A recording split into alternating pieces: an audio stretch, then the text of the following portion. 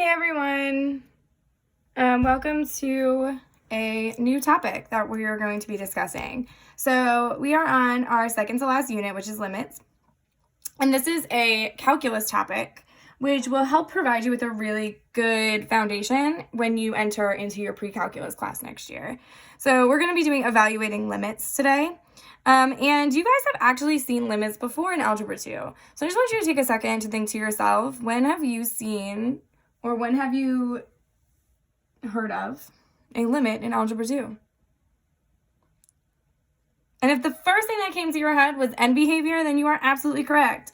When we did end behavior, we evaluated the function, the limit of the function, as x approached positive and negative infinity. So we said, where was the graph going when we went to the right and to the left on that function? So today we're going to use that foundational skill for end behavior to help guide us through learning more and diving deeper into what limits actually are and how we actually evaluate for limits for different x values besides negative infinity and positive infinity. So let's start by defining some key words here that we're going to be discussing and using throughout this unit. So the first word is limit. And a limit, the exact definition of a limit is the value that a function approaches as the input or the x value approaches a given value. So it's the value that a function approaches as the input or the x value approaches a given value. And this concept is a little bit confusing, but when we actually see it play out in some examples, it'll make a lot more sense. So take a second to write that down, pause the video if you have to, do whatever you have to do to make sure you have this written down in your notes. There are two different kinds of limits that we'll be evaluating for. There's a two-sided limit and a one-sided limit. So we have two-sided versus one-sided. So a two-sided limit is written as so. The limit of f of x as x approaches a is L. So this is read as the limit of f of x as x approaches a is L. So a represents any given value. A could be infinity or negative infinity. A can be 1 or 2. A can be 1/2. A can be any real number or infinity and negative infinity. And then L is the value that it's approaching on the y-axis. So then we have one-sided limits. So one-sided limits are written as the limit of f of x as x approaches a from the right is L, or the limit as f of x approaches a from the left is L.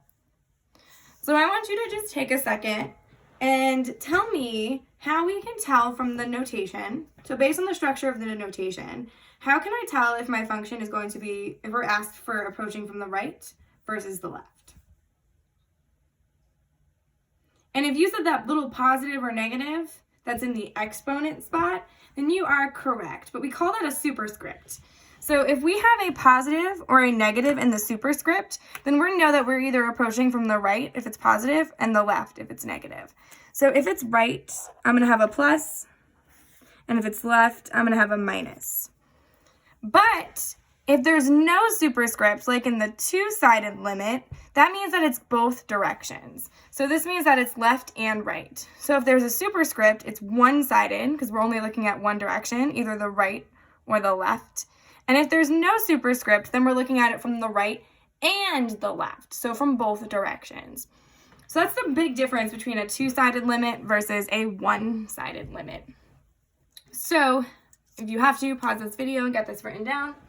But I'm going to go into the first example of evaluating limits. So our first example, so we have this graph, and I've uploaded this graph for you on Google Docs if you want to mark it up or print it out. That is up to you. I strongly advise some type of marking of this function so you can refer back to it later when you are studying for a final exam. So example 1 is, here's our function, and we call this function h of x. And I'm going to look at the limit of this function, so the limit of h of x as x approaches -3 equals. So if you notice, my x approaches -3 is under my limit, and my h of x is over to the side, and it's going to equal something. And this is how we write our limit notation. Great, so let's dive right into this example. So I'm looking at my function. Here's my function h of x. And I'm asked for the limit of h of x as x approaches -3. And I need to determine first, is this a one-sided or a two-sided limit? And I can tell by whether or not that -3, the number that x is approaching, has a superscript. So when I look in the exponent spot with a superscript, there's no superscript there. So then that means that this is a two-sided limit. So it is two-sided. And that's really important here because that's telling me that I'm looking at this limit as it approaches this -3 from the left and the right. So I have to do it from both directions. So first thing I always need to do is determine the type of limit.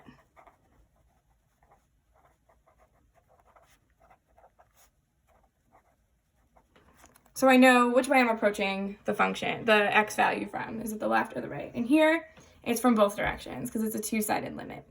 So in order to determine what actually that value is, I need to determine if this limit exists. So determine if the limit exists. And for a limit to exist, a two-sided limit to exist, the limit from the right and the limit from the left have to be the same. So what I have to do here is I need to determine the limit of this function. So the limit of h of x as x approaches -3 from the right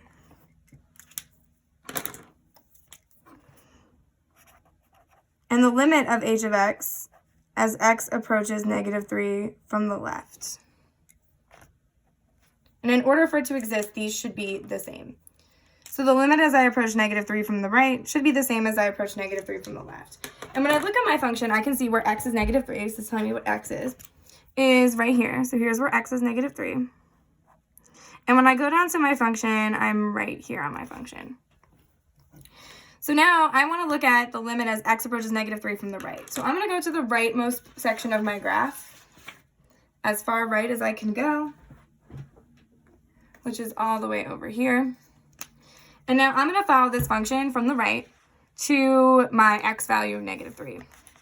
So if I follow this function to the right,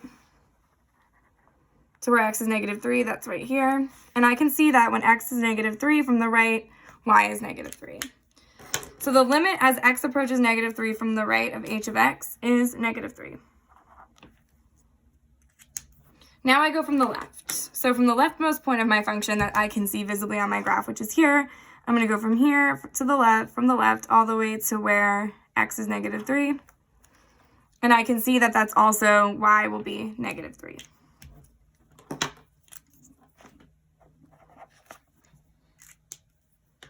So now I need to compare. I'm comparing the limit of h of x as x approaches -3 from the right, which is -3, to the limit of h of x as x approaches -3 from the left, which is also -3.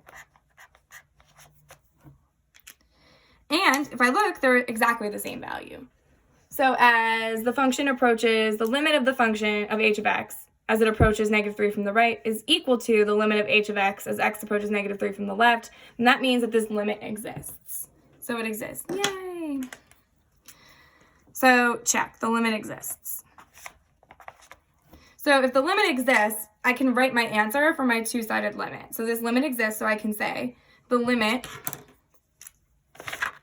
and write my final answer. So the limit of h of x as x approaches -3 is -3.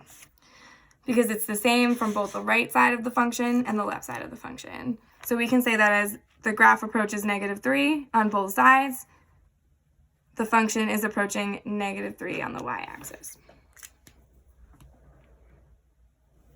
Great. So now that we looked at that first example, let's take a look at another example to really solidify this idea of limits and limit notation.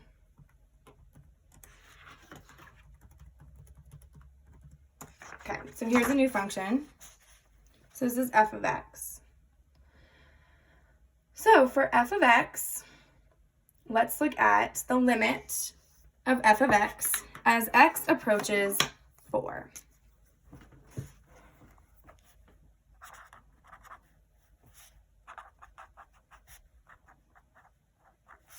Let's follow these same steps. So first, is it a one-sided limit or a two-sided? And when I look here, I'm looking for that superscript. And if you already said that it's a two-sided limit, you are absolutely correct. This is two-sided because it does not have a superscript. So that means I need to determine if the limit exists at all. So does the limit exist?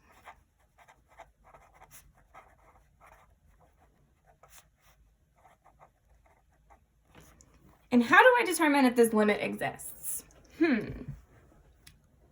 Well, to determine if this limit exists, I need to determine the limit of f of x as x approaches 4 from the right, and the limit of f of x as x approaches 4 from the left. And how will I know if it exists? And if you said that they'll be the same value, then you are absolutely correct. If the limit is the same value when I go from the right and when I go from the left, then that means the limit exists and I have an answer for my two-sided limit. So let's look at this function. So first let's go from the right. So I'm looking where x is negative 4, or where x is positive 4, and I can see x is positive 4 is right here. So this is where x is 4. So I'm going to be going to these parts of my function. So I am going to start from the right. So the right part of my function that I can see on this graph starts here. So here's the rightmost part of my function. And I'm approaching 4 on the x-axis, which is here. So I can see that this y value, as I'm approaching 4 on my x-axis from the right, is 6. So for the right side, I'm going to put a 6. Now from the left, if I'm approaching 4 from the left, if I come all the way to the left side of my function, I follow my function from the left all the way to where x is 4, I get here. And when I look here, I can see that this is a y value of 3.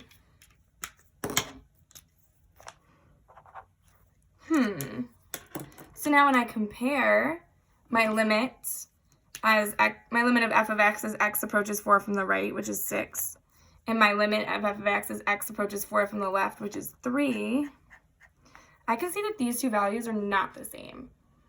So from my previous example, they were the same value, but here in this example, they're not the same value. So then does this limit exist? It does not. So when this situation happens and our limits are not the same as we approach the same value from the left and to the right, when we have a two-sided limit, we would have to say that this limit does not exist. So the limit as x approaches 4 of f of x, the limit does not exist. And yes, you absolutely can put D and E. That is how we write in calculus and in math, but the limit does not exist. So if the values are not the same from the left and the right for a two-sided limit, then we would say that this limit does not exist. And then that is our final answer for this function. So now you've seen two types of different limits. Two-sided limits, one where the limit does exist and one where the limit does not. And so what you guys are going to do now is you are going to come to class ready and willing to answer questions so we can really stamp some perfectly good key ideas here, and you guys can get all the information and questions answered that you have. So thanks for stopping by. Can't wait to see you all tomorrow, and have a great rest of your day.